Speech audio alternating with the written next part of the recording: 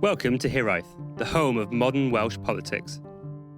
June has been a month of significant political and social turmoil, with inflation rising to its highest level in decades.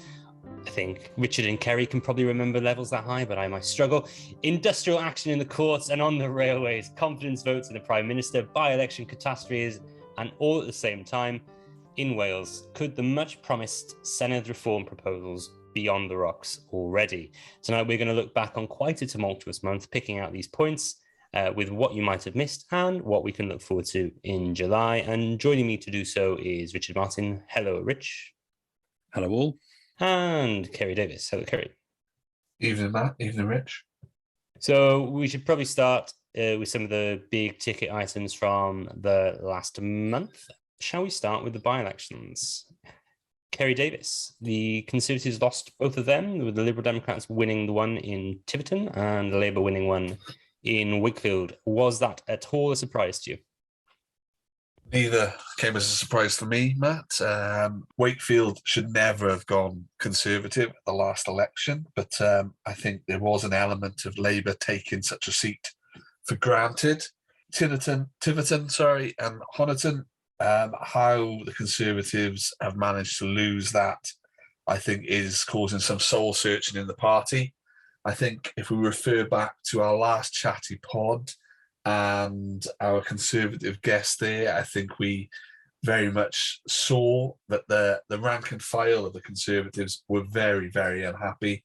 And I think it really took those by-elections to prove that, although the vote of confidence in the leadership in the Conservative Party earlier in June showed that all was not well. What were the figures, Matt, for both of those? What were the swings? So the Tiverton election is the biggest majority that's ever been overcome in a by-election of about 20. The previous majority was about 24,000. So there's never been a bigger swing against an incumbent party in a by-election, bigger than Tiverton. Interestingly, the Liberal Democrats were in third in Tiverton in the last election and actually came through to win this, which I think speaks more to the sort of tactics of the Lib Dems being able to win in those kinds of seats, those sort of rural, Middle English kind of seats, that it's easier for them to win in those kind of settings than Labour. It's interesting you said on Wakefield, actually, Kerry. I was going to pick at Wakefield a little bit. So the majority in Wakefield now following that election is 4,925. So that is the biggest Labour majority in that seat since the 2005 general election. So the majorities in Wakefield were getting smaller and smaller in that period. And then the Conservative majority in the 2019 election was actually sort of 3,358. So the Tories had a big majority in 2019 and the Labour Party had for a good few elections before that. But yeah, I think it's very interesting what happened in Wakefield there. But obviously, I think the circumstances are so much more important in both those by-elections than actually what Labour or the Liberal Democrats are doing nationally in order to try and win those seats. Rich, did you take anything from those by-elections? Coming from a Welsh point of view, I think one of the interesting things, of course, the overarching narrative is that Conservatives are losing ground to the Lib Dems in rural seats in a way that doesn't necessarily directly translate to Wales, because, of course, in those rural seats in England, the Lib Dems are the only real contenders, where in Wales, of course, depending on where you are in Wales, if you're on the eastern side, on the border side of Wales, then yes, it is the Lib Dems, and you're looking at Powys. We talked a lot about Brecon and Radnorshire, and I always get this wrong. What is it, Symaldwyn? Montgomeryshire, and on the west coast is you're talking about Plaid Cymru being the rural opposition to the Conservatives there. So I think it's quite interesting. I was listening to the ever excellent Sunday Supplement on Radio Wales on Sunday morning. Russell Goodway was talking there about how the Lib Dems are back in business at the vanguard of the anti-Tory coalition, which is largely expected now to form ahead of the next UK-wide election. But of course, it is very complicated in a number of places in Wales. Like you would expect Lib Dems to surge back in Brecon and Radnorshire and in Montgomeryshire. You would not expect them to challenge even remotely again in the urban seats like Cardiff Central, all of those urban seats. There are no Labour Lib Dem battles for constituencies in Wales anymore. But what happens in Ceredigion, for example, where the Lib Dems held the seat for a number of years, Plaid Cymru and now hold the seat. The Tories have done well, historically in recent times in that seat. So does that become a Plaid Conservative marginal, or do the Lib Dems come back in, thanks to the weight of the party's success in England, sort of bleeding over through the news and political headwinds coming across from that way? The most complicated seat in Wales is Ynys Môn, which is a Labour Plaid Conservative three-way tie, more or less. And what will happen there if we were to see these kinds of results go forward, does that revert to being a Labour seat, or do Plaid Cymru manage to do what they are consistently doing in the Senedd and take the seat for the Westminster Parliament? And of course, all of this is tied together with the potential for boundary reform, which we've seemed to be talking about for an awfully long time, but it still doesn't seem to be any closer to happening. But at this point, and particularly with these results in mind, one does wonder if the UK government, as it is at the moment, or the Conservative Party, would be keen to have a general election without those boundaries being redrawn, which are largely expected to slightly tilt the balance away from the Labour Party in England towards the Conservative Party. Yeah, it's very interesting that I don't think you'll see a general election before those boundaries have come in, especially the way they're polling at the minute. I don't think the Conservatives would be very sensible to do so. I think that they would wait until they have that built-in advantage due to the reformed boundaries. Even there, though, I have heard a number of people talking about how the fact that there is discontent there are some Conservatives sitting in Westminster who would be directly affected by those boundary reforms. Some of the ones who, for example, in Wales at the moment, would lose their seats as a result of those reforms. So it's not a case of the party necessarily just acting in its immediate interest. There are some people that will in their party that will struggle with it. So it's not a simple decision, I think, for the UK government to just move ahead with those recommendations, because there will be some pushback from an already discontent party. So nothing is easy. Sure, but that's what the House of Lords is for. That's what knighthoods are for. That's what ambassadorships are for. It's the nature of the game, unfortunately, that if you are the risk of losing your seat and you don't get selected again, why don't you go to sit in the House of Lords?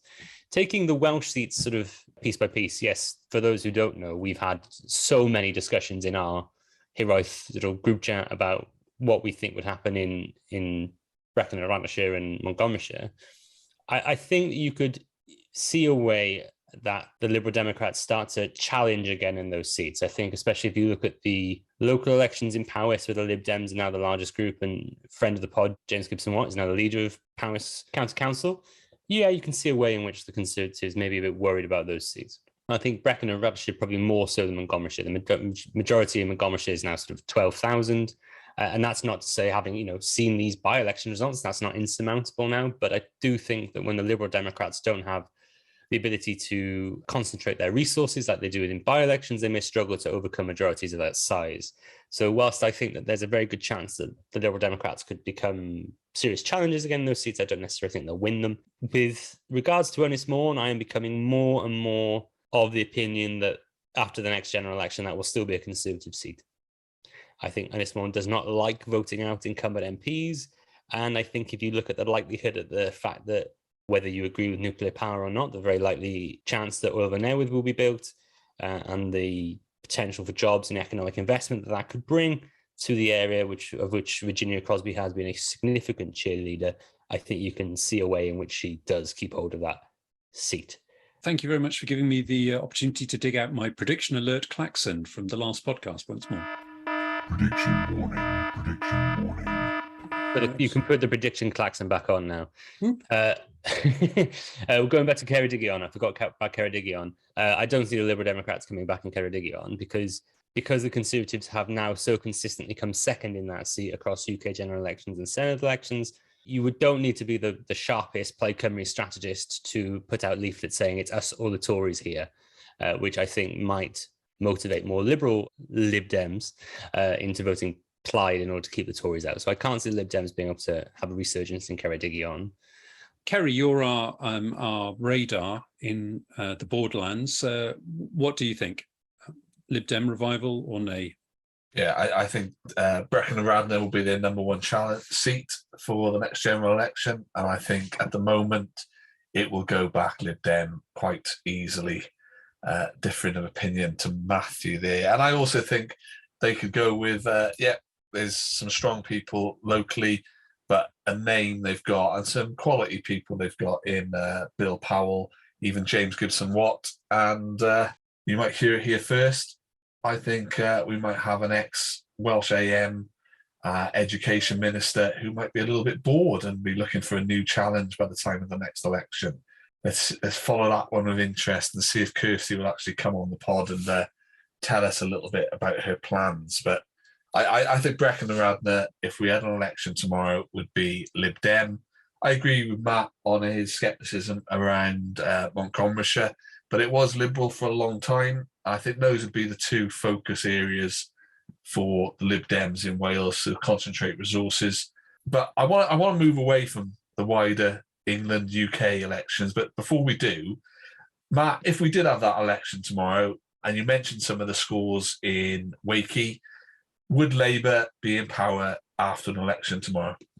If you were taking it on a very strict reading of what you've just asked me, Kerry, is the swing in Wakefield sufficient for Labour to win a majority? Yes, I think it is, but a very, very small majority. I don't think that if there was an election tomorrow, Labour would be able to form a majority in government. And I also think they would struggle to form a coalition with the Lib Dems if the price of that was something like electoral reform. I don't think that would be the likely outcome either. So we're still quite a way away from me being able to hand on my heart say that I think Labour are going to win the next general election or be able to at least form a government after it. Okay, I think that's fair. So UK has had by-election fever, but in Wales, it's really been one topic at the races this month. And I think we've looked at it with the Jess Blair pod. And I think we will look at it at next month too, because it's not turning out to be as simple and as straightforward as perhaps those who support it want. But Senedd reform. Now, when we chat, you two generally go to town on this. But Rich, where do you think we are now? And are you pleased that Chris Bryant and Nia Griffiths' local parties have joined the party? We all expected or were aware of the fact that there was pushback from certain members, and certainly not all members, but certain members of the Parliamentary Labour Party with, from seats in Wales about these proposals. I'm kind of curious about the details of some of the votes that we've seen published. I was surprised that, again, that those CLPs that have voted against the proposals went public with it so quickly and so brazenly, because normally when political parties disagree on something, they try to have those arguments behind the scenes wherever possible. So it's quite telling that those CLPs and the influential figures have decided to forefront the disagreement, presumably with the idea of trying to put some pressure on the Welsh Government and potential delegates at special conference to change course. My instinct, certainly having spoken to a few people in and around the Senedd, is that there is enough optimism that it will still go through. The question is, and we talked about this before, this is a potential sea change moment where the weight of power in Wales, in the Labour Party, has for 100 years sat with the MPs.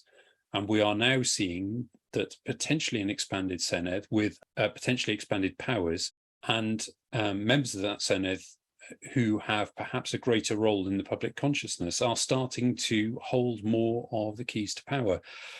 And it's obvious that there are some MPs who, like the old ways, are unhappy about that. And the question is the party with them or not?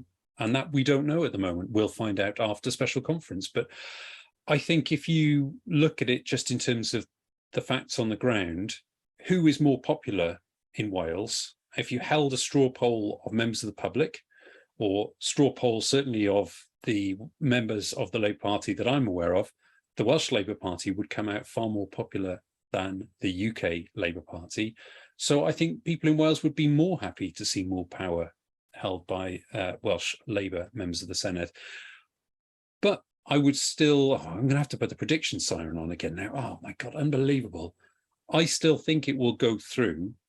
And I don't think we're going to have a conference that is as febrile as the infamous one that Matt has referred to on a number of occasions ahead of the One Wales Agreement. But I do think we're going to see some lingering resentment from certain quarters about the direction of travel. And whether that becomes a campaign that lasts for a long time, or whether it's just limited to a few individuals, that seems to be the way it's going. But I will always defer to our good colleague, Matthew Hexter, on these matters. So I agree with you, broadly speaking, that I think it will pass. I disagree with you on the fact that I don't think it'll be as feisty a conference. I do think this will be a quite febrile conference. I think that there's significant potential for it to be quite an unpleasant conference in terms of some of the speeches that you'll hear made. No one else will hear made, but the delegates to the conference will hear made. So I think that there's a lot of very strong feelings on this one way or the other, and I can see it becoming quite feisty in the hall. Rich, you've sort of touched on the constituency Labour parties, the CLPs that have voted against that, and that's most prominently the Rhondda CLP and Llanelli CLP who have voted against it. I mean, we've seen Caerphilly CLP back it, and from my understanding, most CLPs, from my understanding, will back this proposal. The big news that made everyone start to feel as if this might not be as smooth sailing as was previously thought was not the CLP news, but the news that 3 very significant trade unions will not back the proposals. That's the GMB, USDOR, and Community Union are all against the proposals. They claim that's because any such proposal of this kind will make it significantly harder for there to be a Labour majority government in Wales. A number of the trade unions do not think of Plaid Cymru as natural bedfellows. They think that Plaid Cymru will be willing to enter into coalition arrangements with the Conservative parties and keep Labour out of power. I think we're all on record of not really thinking that's the case, but certain people within the trade union movement believe that to be the case. Also, in their explanation for why they're against the move, they do say that they think that this would make it harder for them to support the candidates they support. I'm paraphrasing now because I can't remember quite exactly what they said, but it would make it harder for them to support the candidates that support them into getting elected, basically. Because of the lack of clarity about how this closed list will work, it will make it significantly harder for trade unions to put their candidates into prominent places, something that's happened historically a lot. So I think that whilst, yes, they do have some concerns over the electoral system, I think the major thing they're concerned about is them not being able to put the candidates that they want into the Senedd, and that is really why they're against this move. From what we can tell, there are a number of MPs against the proposal, as you said, Rich. The only one that I've seen to make any sort of overture in support is Beth Winter towards the plans. I don't think members are particularly happy with the plans, to be perfectly honest, for a number of reasons. I don't think they think that the system proposed is particularly democratic because it restricts voter choice with the closed lists. And I also think that they don't think that the way that these plans have been arrived at are particularly democratic, because it does feel to a lot of people that this is a sort of backroom deal that Labour members won't be able to suggest amendments to, but will have to take it either completely or not at all. So I do know there's a significant amount of Labour members who are unhappy about the plans, whether that's because they'd want to reject it completely or they would like to see it amended. But I think that we've had this conversation, all of us before, and we had this conversation with Jess as well. If it is a take it or leave it scenario, I think probably at this stage you do sort of have to say we'll take it. But I do know that there's a significant amount of people within the party and within the Labour movement more broadly who are not happy with these plans. And I do think it will probably pass, but it will not be as smooth sailing as we previously thought. Yeah, just picking up on that, there are 2 sort of interesting questions that I think have come out of the process. And of course, as Jess mentioned in the pod the other week, I think we all have to sort of bear in mind that it was the proposal that is on the table is the one that the Labour Party wanted in terms of voting systems, which appears now to be in theory, appears to be the problem for a number of these CLPs. I mean, whether that's actually the case or whether it's just a handy thing with which to beat the proposals to try and bring them down more generally. But two interesting questions that cropped up in my head is that not all, but some Labour members of the Senedd are also members of the Cooperative Party. How will that be handled in a closed list system? Will everybody be joint members of the Labour Party, or will none of them have to stand as Labour Cooperative members and they just have to stand as Labour members? Because that has to be outlined because you vote for the party and not the individual.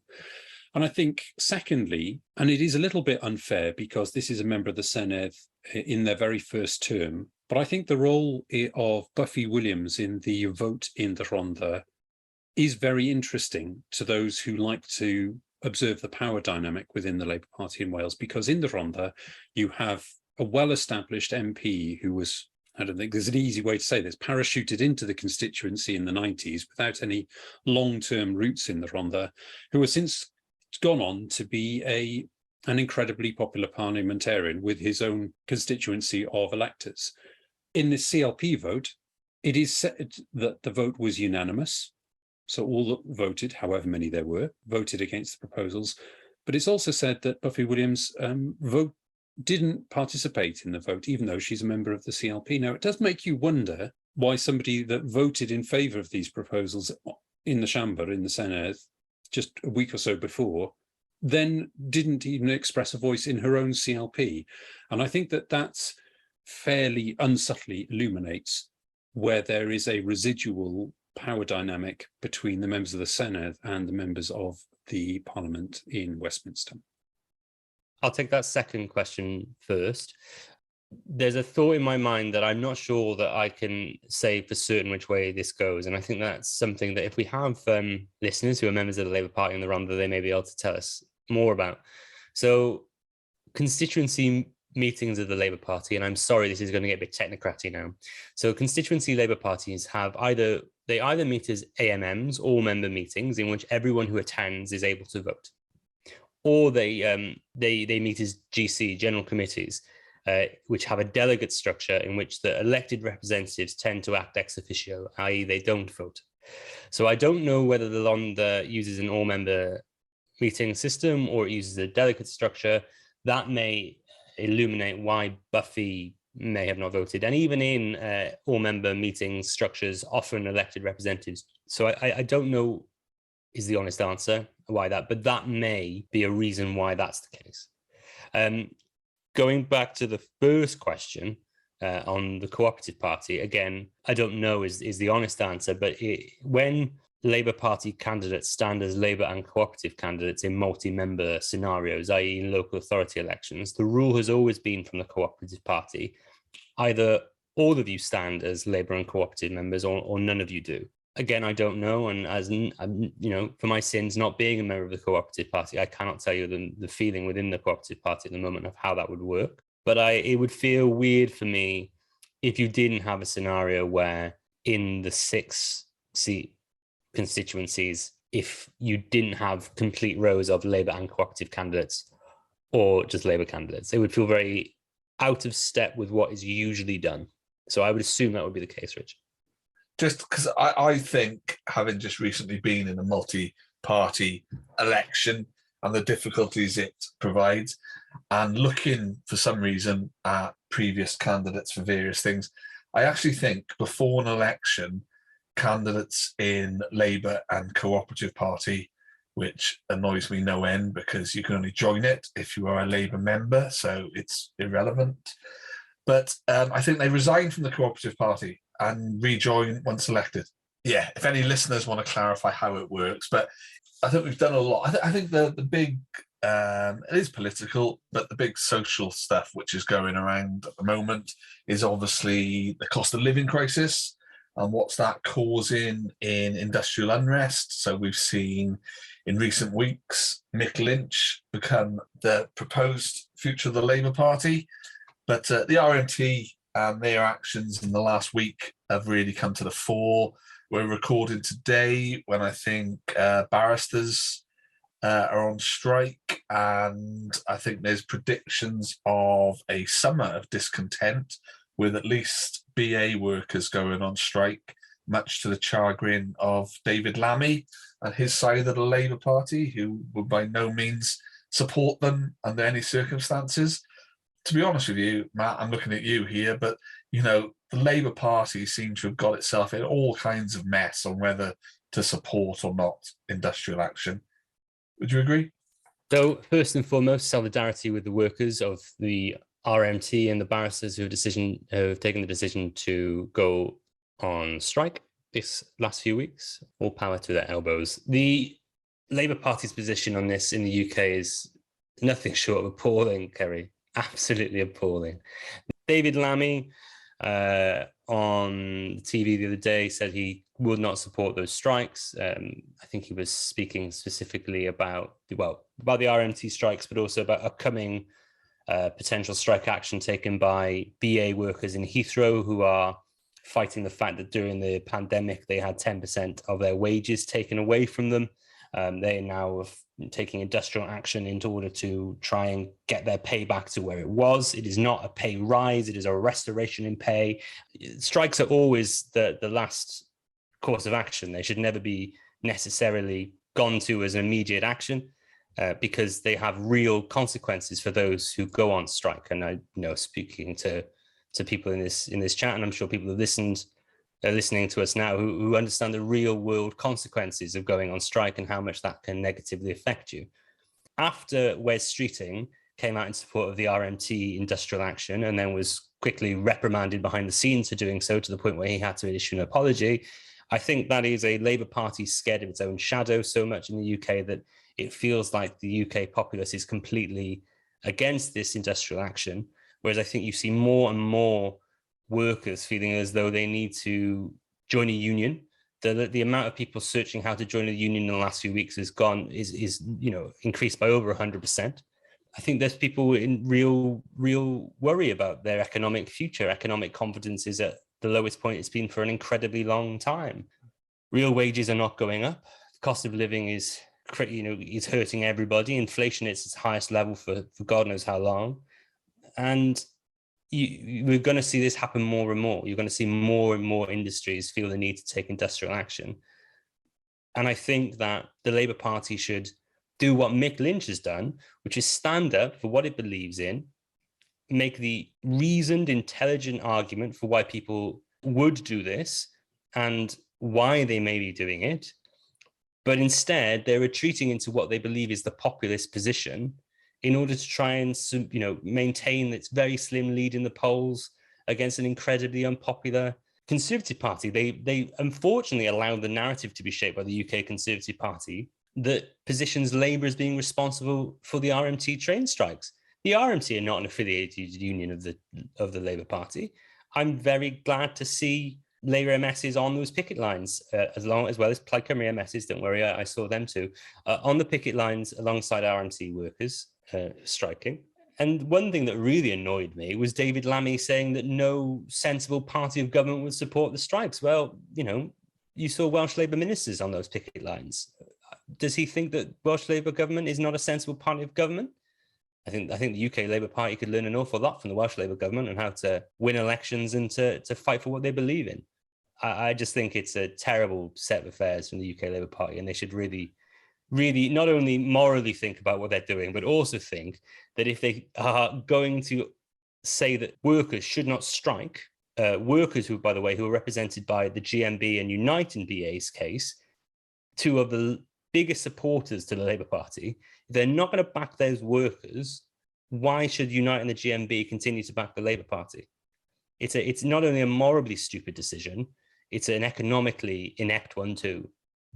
Well, I'll defend David Lammy. I'm sure that David Lammy doesn't hold that negative view of the Welsh Government at all, probably because he doesn't even realise they exist, because, Wales is largely invisible to the PLP in many regards. I think the one interesting thing that I would note out of this and is that I think that there are parallels, but also differences between the potential industrial action of the BA workers and that of the barristers. And I think one of the interesting things that we see here is that the reason why the barristers are striking is because of the continuing cuts to legal aid, which are basically driving down the pay for, it tends to be junior barristers that do a lot of legal aid work.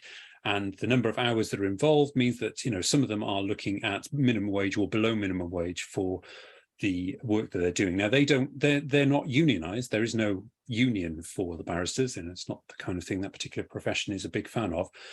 But in the Welsh context, I think this continues to be rather like the RMT strikes, something that people in Wales will suffer the negative consequences for actions that are taken by a government out with Wales itself.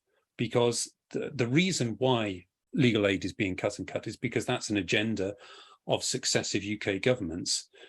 And Wales has no say in the way that legal aid is provided in Wales, because brings out, there should be another klaxon for this one, because we're part of the England and Wales legal jurisdiction, which is essentially the English legal jurisdiction. Wales is still very much just a pocket of this other legal jurisdiction over which the Welsh Government has little say whatsoever. And this again illustrates why there is an increasingly good case for questioning that position. Why should ordinary citizens and legal professionals in Wales suffer as a result of another government's decision, which is a party that has not been chosen by the people who live in Wales? And I think every time that there's something like this blows up, it just should question the structural problems that exist with this weird historical artifact that is the England and Wales legal jurisdiction. There are those that argue that the cost or the potential disruption from creating a Wales-only legal jurisdiction outweigh the potential benefits. That is a possibility on a purely financial basis, but there is a democratic deficit in the fact that people in Wales do not get the legal representation and the legal structures designed by the people that they vote for. But Northern Ireland was part of this same legal jurisdiction not that long ago. In the early 1990s, the legal jurisdiction was separated, and I think in 2010, powers for that legal jurisdiction were transferred to the Northern Ireland Assembly. There's no reason why it couldn't happen here, and it might cost a little bit more ultimately to administer two rather than one. But what it would do is that it would clean up responsibility hugely for what takes place in each legal jurisdiction. It would stop the absurdity of Welsh law applying to England and Wales, but only territorial in Wales, and English law applying to England and Wales, but only territorial in England, which is a ridiculous complication anyway. But mostly, we would end up having, you would hope, the same kind of response with practitioners to the Welsh Government that we have seen with the railways, in that almost my entire rail journey, which I do almost every day of the week, I've been able to carry on as normal during the strikes because there has been the now infamous social partnership approach, which we may or may not return to in a future podcast. And you would hope that even though there is a world of difference between barristers and railway workers in terms of the way that they approach their industrial relations, you would hope that the Welsh Government would be able to replicate a similar type of approach. Now, that might be unnecessarily optimistic of me, but I think that one of the things of the many complexities of these various strikes, I think that is one that I think we are going to continue to suffer in Wales asymmetrically for, because as with the RMT strike, people in Wales are suffering, commuters in Wales are suffering as a result of the strikes, even though there is no dispute in Wales. We're suffering because of the decisions of the government in England, because the railways are managed on an England and Wales basis, or UK-wide basis. And similarly with the legal system, people in Wales potentially are suffering here, not because anything the Welsh Government is doing, but because that's what the UK government is doing in respect of England, including Wales, in legal space. So I guess I'm arguing that things could be better if we were able to change some of these structural problems. And that's not necessarily to say that that necessarily means the end of the United Kingdom, that people can interpret it that way if they wish, or they could just interpret it as the United Kingdom working better. And I think that's probably where, at the minimum, we should all be aiming for. We've all had this lovely, long, depressive chat. So should we turn to something really happy and uplifting? Kerry, what's going on with Brexit? It was this week, it was, was it end of last week? It was 6 years since Britain voted to leave the EU.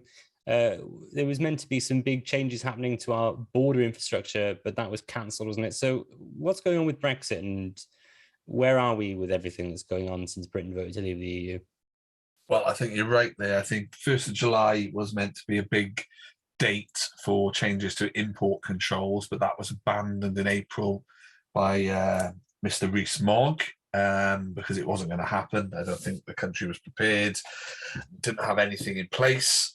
But 6 years, it has flown by. And I think for me personally, and I'm sure you two will comment on various trade agreements we have or may not have had, but where I was with Brexit, and one of the reasons why I really didn't want to vote to leave, is that what I thought would happen, and I think I mentioned it on the pod before, has come to happen.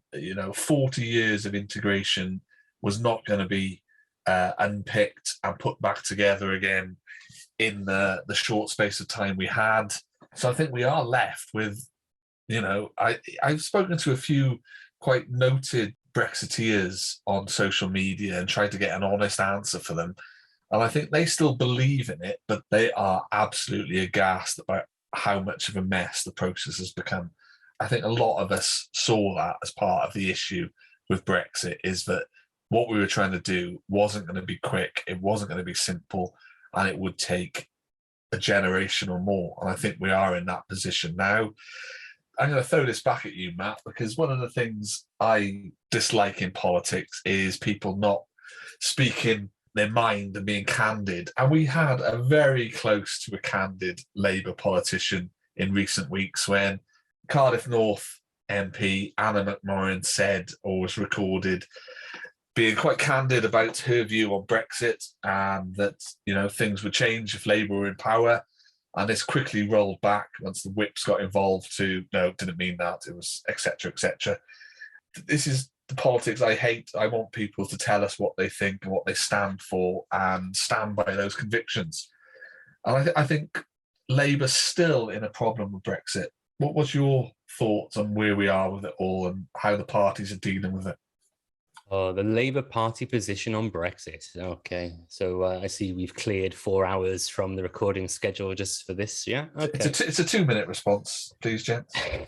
Anna McMorrin, who has got the healthy majority she has in Cardiff North, because in 2019 she was probably one of the most pro-Remain, most pro-second referendum UK Labour candidates there was. It's stuff like that and areas like Cardiff North, rejection of Brexit, that means that whilst she at least makes the right overtures to being pro-Remain and the Conservatives continue along with being pro-Brexit, the Conservatives will struggle to win seats like Cardiff North back. On Labour's position on Brexit, I cannot see Labour even moving in towards a more pro-integration argument for a good while yet. I still think they think it's a significant problem for them in the kind of seats they want to win back. You've seen Keir Starmer in the last few weeks make statements that under Labour there would be no return to freedom of movement. And I don't think those are genuinely held beliefs, primarily because when Keir Starmer stood to be the leader of the Labour Party, he, in one of his 10 pledges to do so, talked about how we want to protect free movement. Obviously, his line is that since we're no longer in the EU, free movement is gone, so there's nothing to protect.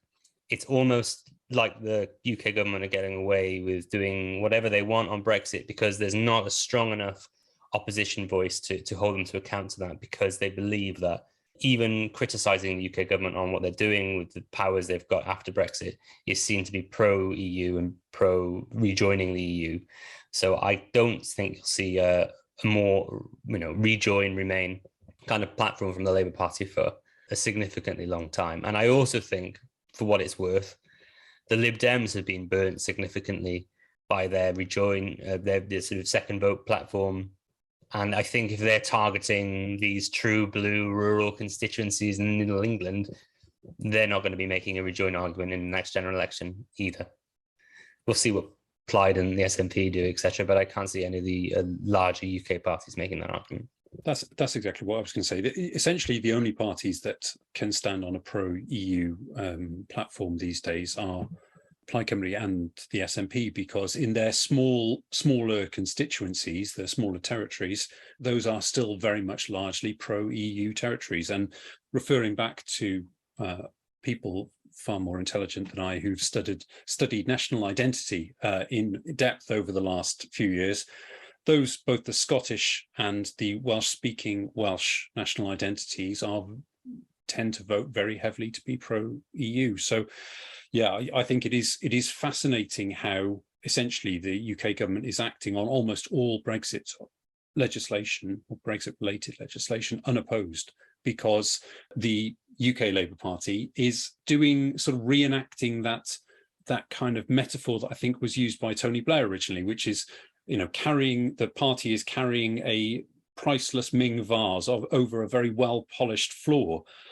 because they're terrified of dropping it, and literally doing one thing like supporting rail strikes or being even vaguely pro-European is considered to be a potential election loser for them. And I think that's probably testament to how fragile the party feels about its own platform at the moment. Maybe that will change over time, but where we particularly feel it in Wales is that the UK government has enacted already through the Internal Markets Act, also will enact in the future, quite interesting legislation that will challenge the ability of the Senedd to legislate in Wales on matters such as environmental legislation and various other things.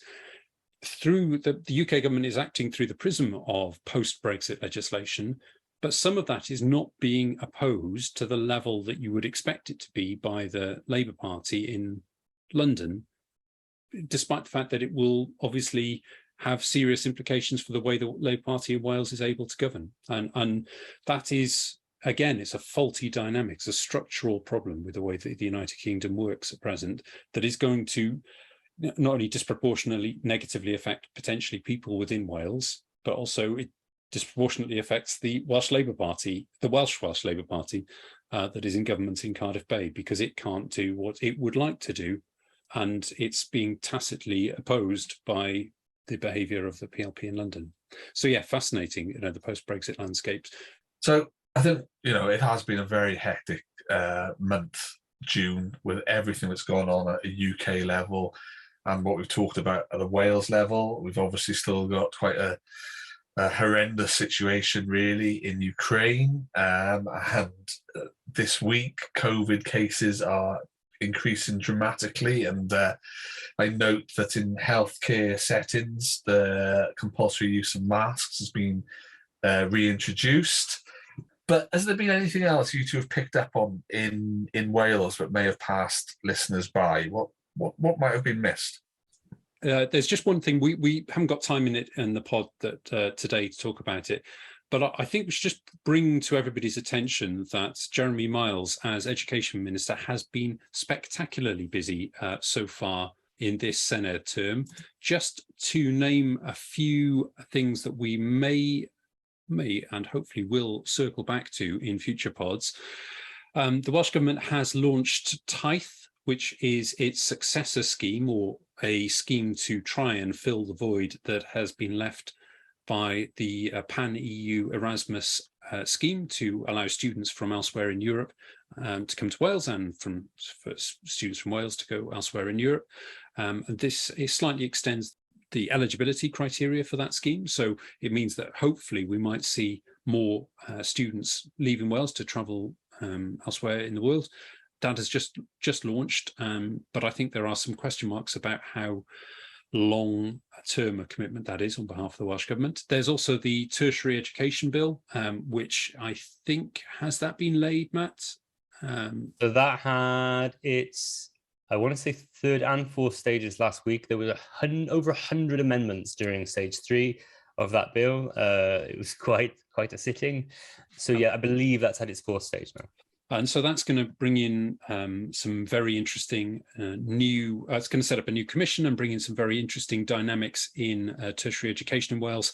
And also, I think it also rather tellingly leaves the research funding for higher education in Wales in slightly uncertain territory, certainly compared to the other UK nations. Wales has not done as well in terms of attracting research funding or investing in research.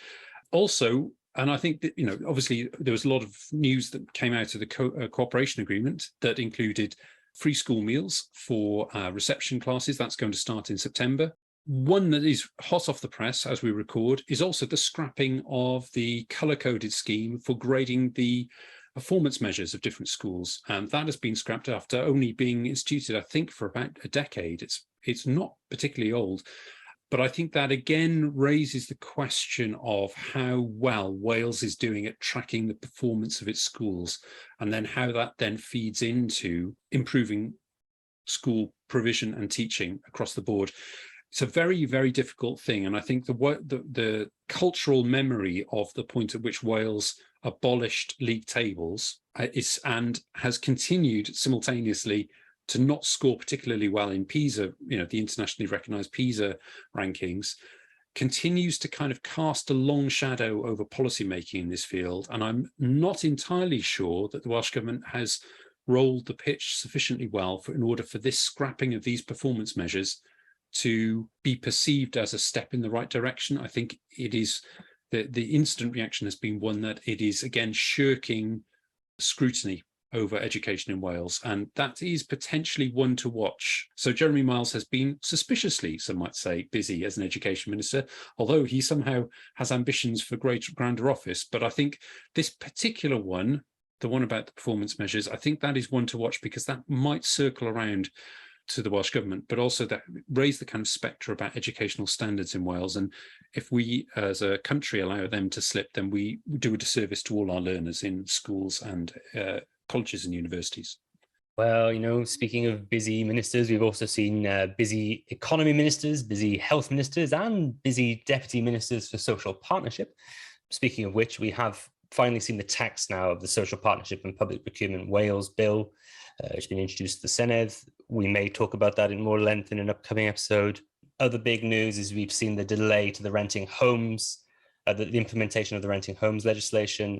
Registered social landlords had a number of complaints or concerns about the implementation of that legislation, so that's been delayed again. That is a very old bit of legislation now that still hasn't seen force. Lots of concerns in the housing sector about that.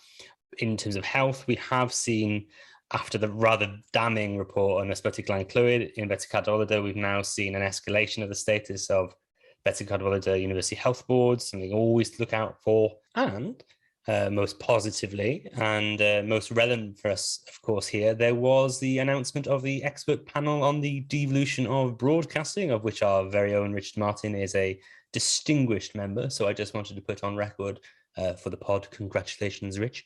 Would you be able to tell us a little bit more about the panel and what's going to happen with you on it? So it'd be my pleasure, Matthew. There are a panel of 11 experts and me. I think we're going to look at an awful lot of things, but there are two strands to it that we're obviously going to look at the case for the devolution of broadcasting. And obviously we've talked a lot with Beth and Syed here on the pod about former Culture Committee reports into this field, and others such as the IWA, formerly under Lee Waters and Angela Graham, did several reports on this subject. I'm really excited about the work. I have to say, it's something that I think it's a structural question about the future, the way that the UK and the way that Britain works, is how do we regulate our media, and what level of control should and could the Welsh Government have in that regard. And I'm really looking forward to getting stuck into the work. But as yet, I think it's fair to say we're relatively early days in this process. So maybe it's something that we'll return to at some point in the future. Thank you, Rich. And Kerry, don't think we're letting you get away scot-free without your favourite moment of June. The North Wales, South Wales, inter Wales flights won't be coming back. Were you pleased to see that? Yeah, really pleased. I think that's great credit to Lee Waters. I think he gets it, but we can't be flying such short distances and paying a huge amount of money. I think it was up to something like £4 million a year. So really good to see that money is going to go into other travel and projects that will facilitate North-South Wales kind of integration. It should never have really gone on as long as it did. So really pleased to see that.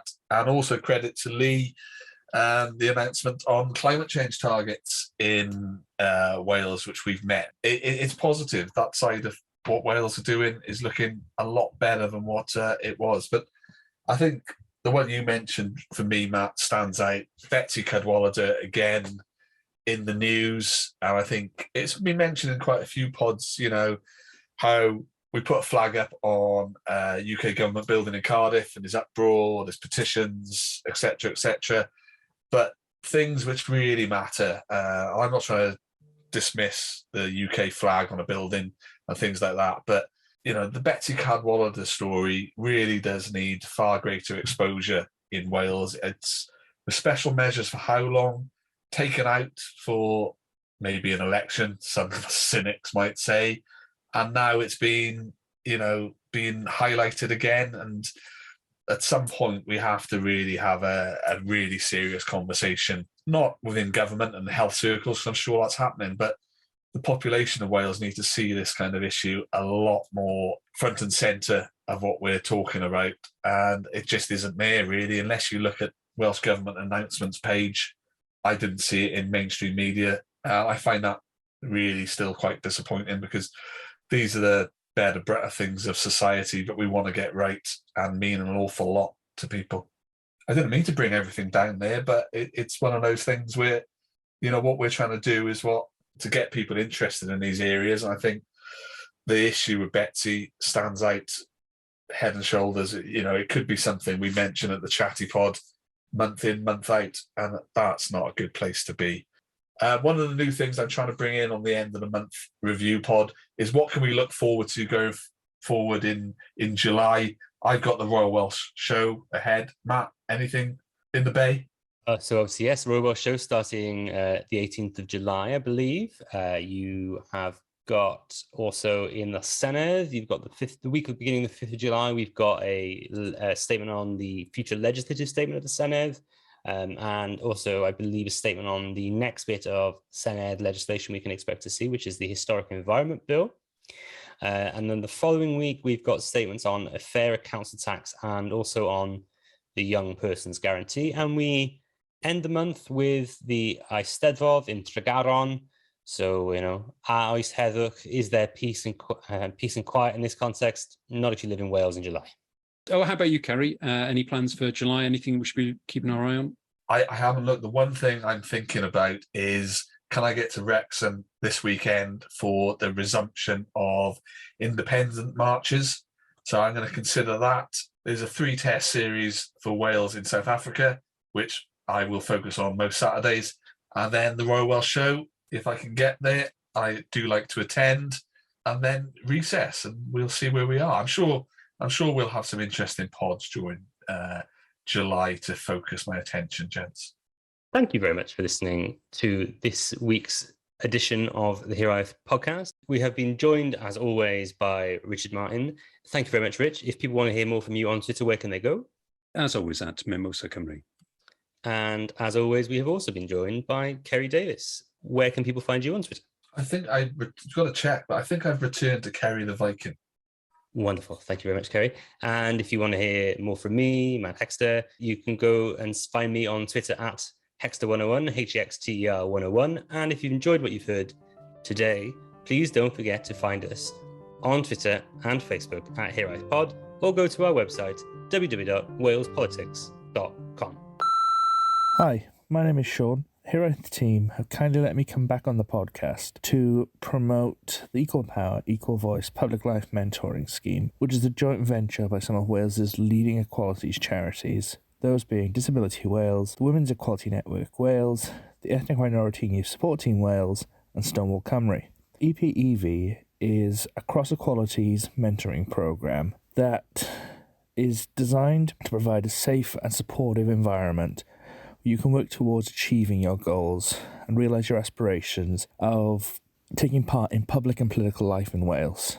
It's aimed at people who identify as disabled, as a member of the LGBT plus community, people from a BAME background, and women.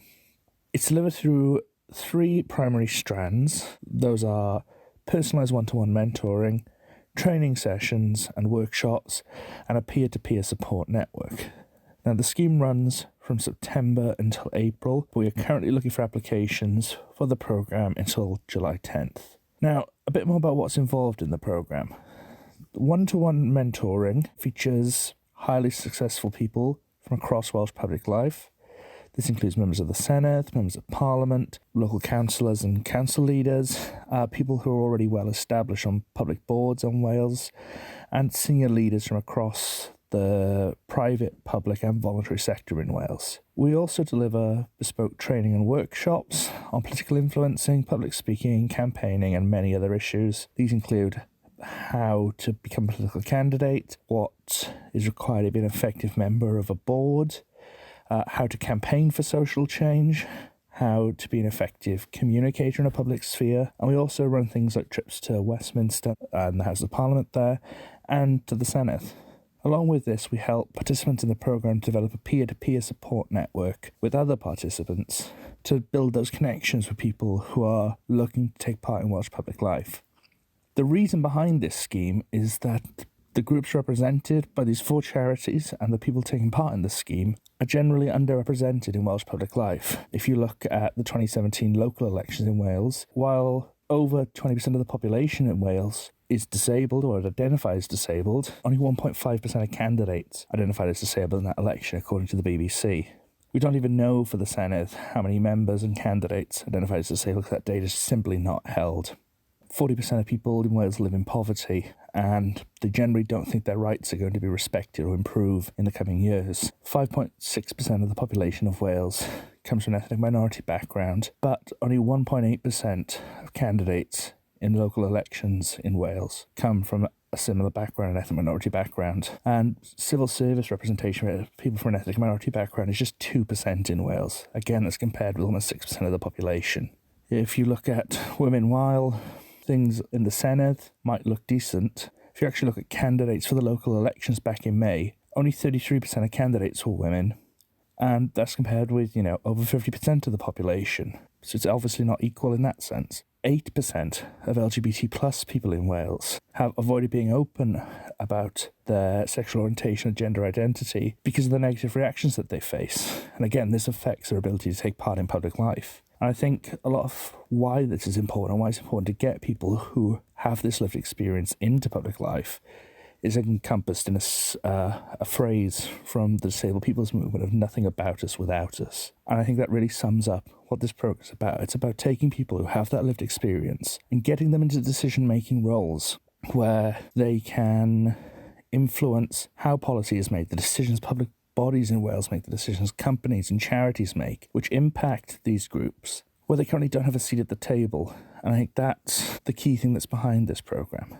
So again, as I said, we're looking for people who fall into those 4 protected categories to apply for the programme by July 10th to take part for the second year of the programme. So if you would like to put in an application, you can find us online at epev.cymru and find all the information there and how to contact us as well. So yeah, hopefully people will apply and good luck with your applications. Thank you for listening to Hiraeth. If you like what you heard, please don't forget to subscribe, rate and review.